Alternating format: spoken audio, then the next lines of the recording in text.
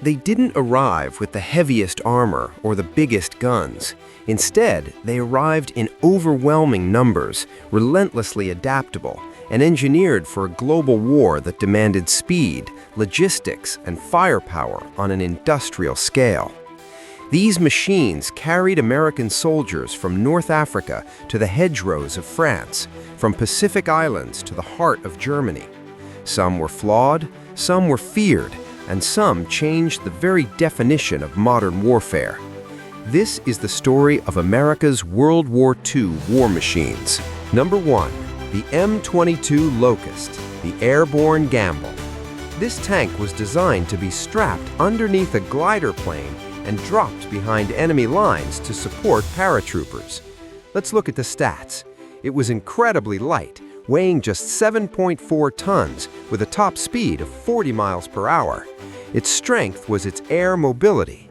However, its armor was only 12 millimeters thick, and its 37 millimeter gun was too weak for 1944 combat. While it failed in its main mission due to glider crashes, it represented the bold experimentation of U.S. engineers trying to get tanks anywhere on the battlefield. Number 2. The M3 and M5 Stuart, the reliable workhorse, known to the British as the Honey. Its primary role was scouting, flanking, and pursuing retreating enemies.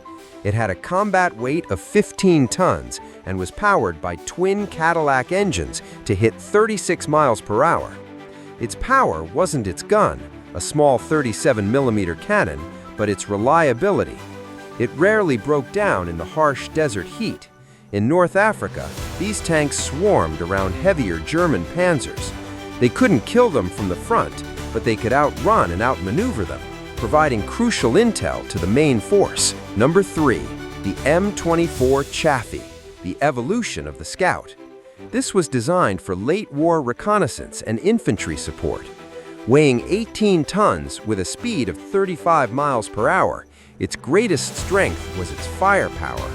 Unlike earlier light tanks, it mounted a massive 75 millimeter gun, the same size as a Sherman. It fixed the main problem of light tanks. Finally, scouts could fight back. If a Chaffee met a German Panzer IV, it actually had a chance to destroy it. It is widely considered the best light tank of the entire war. Before the legend arrived, America had to improvise. Number 4. The M3 Lee, the 7-man skyscraper. This was a temporary solution to get a big gun onto the battlefield before the Sherman was ready. It was a heavy machine for its time, at 30 tons, with a limited speed of 26 miles per hour. Uniquely, it had two guns, a 37 millimeter in the turret and a 75 millimeter in the hull. Its strength was raw firepower in 1942. It saved the British in North Africa. Before the M3 Lee arrived, the Allies had nothing that could destroy German tanks at range. Despite being ugly and tall, it held the line when it mattered most. Now, the main event, the tank that won the war, the M4 Sherman and its specialized variants. Number 5. The M4 Sherman base model, the Icon, designed as the main battle tank for mass production.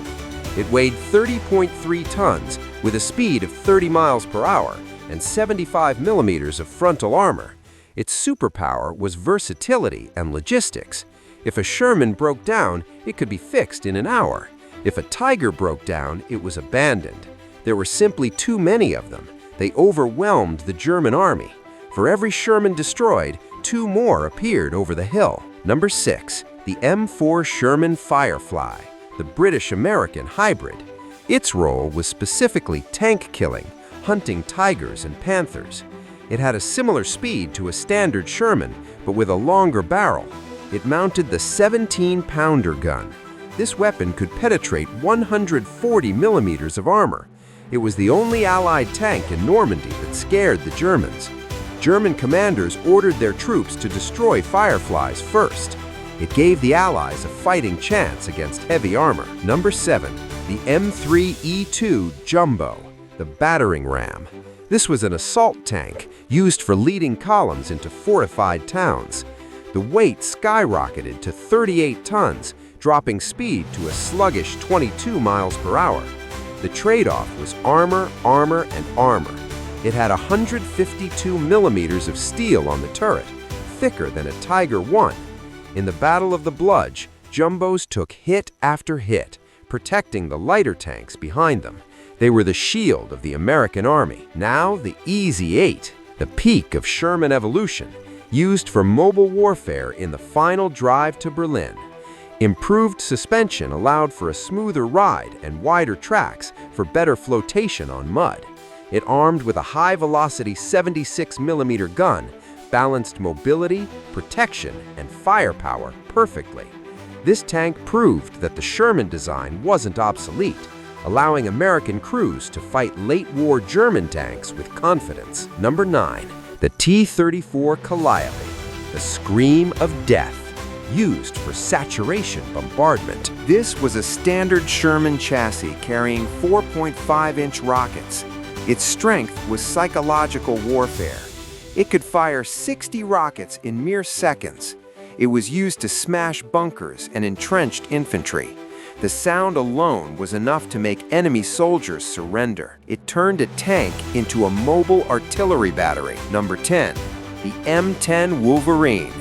This was the backbone of the tank destroyer force. Its job was to hide in the bushes, wait for German panzers to pass, and strike from the side. It weighed 29 tons with a top speed of 30 miles per hour. It carried a 3-inch gun. While powerful, its main weakness was the open-top turret, leaving the crew exposed to snipers and grenades. The M10 stopped the German advance in North Africa and Italy.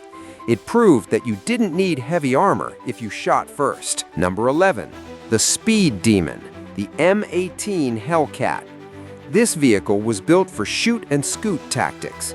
It would race to a position, fire a shot, and disappear before the enemy could turn their turret. It was incredibly light at just 17 tons, allowing it to reach a screaming top speed of 55 miles per hour. It had paper-thin armor, only 12 millimeters, but its strength was its agility. It carried a 76mm gun, effective against most medium tanks. In the Battle of the Bulge, Hellcats used their speed to flank heavy Tiger tanks, hitting them in the rear engine block, where the armor was weakest. It had the highest kill-to-loss ratio of any U.S. armored vehicle. Number 12, the M36 Jackson. When the German King Tigers arrived, the Americans needed a sledgehammer. This was the answer to heavy German armor. Weighing 29 tons, it had a top speed of 26 miles per hour. The star of the show was its massive 90mm gun. This weapon could punch through the front of a Panther tank from over a kilometer away. Without the M36 Jackson, American troops would have been helpless against the heavy German armor in late 1944. It leveled the playing field. For most of the war, America lacked a heavy tank, but when they finally built one, it was a beast. Number 13, the M26 Pershing, the Tiger Tamer. Designed to go toe-to-toe with the heaviest German tanks in a fair fight. It was a heavy 46 tons with a top speed of 30 miles per hour. It featured 102 millimeters of frontal armor and a high-velocity 90mm gun. Famous footage from the Battle of Cologne shows a Pershing engaging a Panther tank. The Pershing didn't need to flank or hide. It stood its ground and destroyed the enemy. It was the tank American crews had been begging for since 1942. Number 14, the T28 Super Heavy Tank, the monster that defies logic. This wasn't a tank, it was a mobile fortress designed to smash through the Siegfried Line fortifications. The numbers are insane. It weighed 95 tons. Its top speed was a crawling 8 miles per hour. It had 305 millimeters of frontal armor. To put that in perspective, that is thicker than the armor on a battleship. No German gun could penetrate it. Although the war ended before it saw combat, the T-28 showed the extreme limits of American engineering. It remains a legend of what if. Tanks get the glory, but these vehicles won the war. Number 15, The M3 half-track, mechanized infantry transport. It allowed soldiers to keep up with the tanks while staying safe from small arms fire. Weighing 9 tons with a top speed of 45 miles per hour, its strength was versatility. It was used as an ambulance, a radio command post, and a mobile anti-aircraft gun platform. It saved countless lives. Instead of walking into machine gun fire, soldiers could ride into battle protected by steel. Number 16, the GMC CCKW, the Deuce and a Half, the 2.5-ton truck. This truck carried food, fuel, ammo, and soldiers. It was 5 tons empty, capable of 45 miles per hour. It featured a 6x6 all-wheel drive system that could navigate mud, snow, and ruined roads. The famous Red Ball Express used thousands of these trucks to supply the Allied advance across France. Without the Deuce and a Half, the tanks would have run out of gas in a week. It was the lifeline of the army. Finally, the icon, the Willys Jeep, used for everything: reconnaissance, medical evacuation, command transport, and cable laying. A tiny 1.1 tons with a speed of 65 miles per hour. Its strength was its 4x4 capability and simplicity. It could be repaired in the field with basic tools. General Eisenhower listed the Jeep as one of the 3 tools that won the war.